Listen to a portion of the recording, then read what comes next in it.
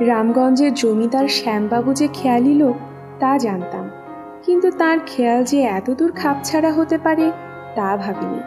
সেদিন সকালে উঠে এক নিমন্ত্রণ পত্র পেলাম। শ্যামবাবু তার মাতৃশ্রাদ্ধে সবান্ধব নিমন্ত্রণ করেছেন। চিঠি পেয়ে আমার মনে কেমন যেন একটু খটকা লাগলো। ভাবলাম, শ্যামবাবুর মায়ের অসুখ হলো, অথচ আমি একটা খবর পেলাম না। আমি হলাম এদিককার ডাক্তার।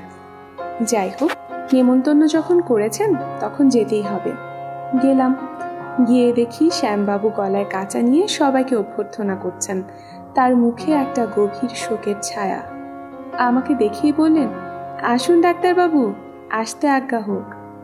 2-4 কথার পর জিজ্ঞাসা করলাম, ও, আপনি শোনেননি বুঝি? আমার মা তো আমার ছেলেবেলাতেই মারা গেছেন, তাকে আমার মনেও নেই। ইনি আমার আরেক মা, সত্যিকারের মা ছিলেন। ভদ্রলোকের গলা কাঁপতে লাগলো। আমি বললাম, কি রকম, কে তিনি? তিনি বললেন, আমার মঙ্গলা গাই। আমার মা কবে ছেলেবেলায় মারা গেছেন মনে নেই। সেই থেকে ওই গাইটিই তো দুধ খাইয়ে আমাকে এত বড় করেছে। আমার সেই মা আমায় এতদিন পরে ছেড়ে গেলেন ডাক্তারবাবু।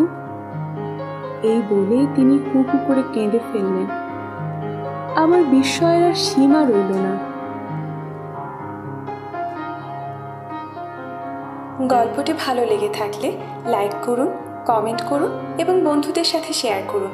আর হ্যাঁ, চ্যানেলটি সাবস্ক্রাইব করতে ভুলবেন না। এতক্ষণ আমাদের সাথে থাকার জন্য ধন্যবাদ।